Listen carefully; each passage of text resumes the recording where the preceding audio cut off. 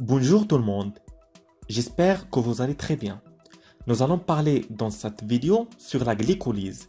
Si vous trouvez cette explication utile, je vous invite de devenir un membre de notre grande famille en cliquant ici sur le bouton abonner pour recevoir toutes les nouveautés de la chaîne qui est toujours en relation avec la biologie.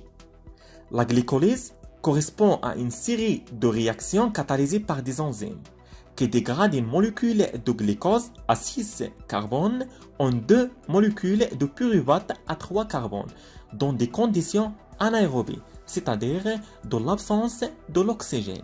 Chez les eucaryotes, cette transformation a lieu dans le cytosol de la cellule. La glycolyse comporte deux phases. La phase préparatoire où le glucose est transformé en 2 triose phosphate avec consommation d'énergie, 2 ATP.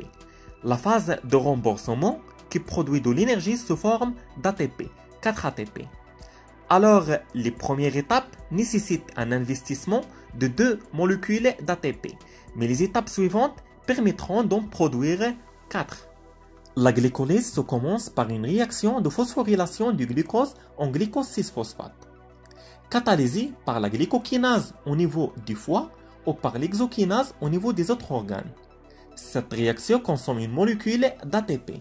Puis, une réaction d'isomérisation du glucose 6-phosphate en fructose 6-phosphate, catalysée par la 6-phosphohexosisomérase, également appelée glucose 6-phosphate isomérase ou bien phosphoglucose isomérase.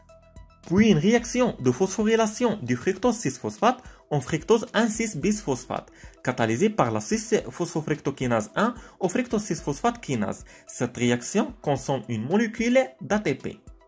Ensuite, une réaction de dégradation du fructose 1,6-bisphosphate en dihydroxyacétone phosphate et en glycaldéhyde 3-phosphate, catalysée par l'aldolase. À noter que l'aldolase, c'est une aldéhyde lyase, catalyse la rupture de différentes liaisons chimiques par des moyens autres que l'hydrolyse ou l'oxydation. Une réaction d'isomérisation du dihydroxyacétone phosphate en glycaldéhyde 3-phosphate, catalysée par la triose phosphate isomérase. Puis, une réaction de phosphorylation du glycaldéhyde 3-phosphate en 1,3-biphosphoglycérate, catalysée par la glycaldéhyde 3-phosphate dihydrogénase. Cette réaction nécessite une molécule de phosphate. Elle permet également la formation de NADH+ à partir de NAD+. Ensuite, une réaction de phosphorylation du 1,3-biphosphoglycérate en 3-phosphoglycérate, catalysée par la 3-phosphoglycérate kinase. Cette réaction permet la formation d'ATP à partir d'ADP. Puis, l'isomérisation du 3-phosphoglycérate en 2-phosphoglycérate, catalysée par la phosphoglycérate mutase. Ensuite, la déhydratation du 2-phosphoglycérate en phosphoénol pyruvate, la molécule la plus riche en énergie fabriquée par la cellule, catalysée par une énolase connue aussi sous le nom de phosphopyruvate hydratase. Cette réaction relarge une molécule d'H2O. Et enfin, une réaction de phosphorylation de phosphoénol pyruvate en énol pyruvate, qui par la suite se transforme en pyruvate catalysé par la pyruvate kinase.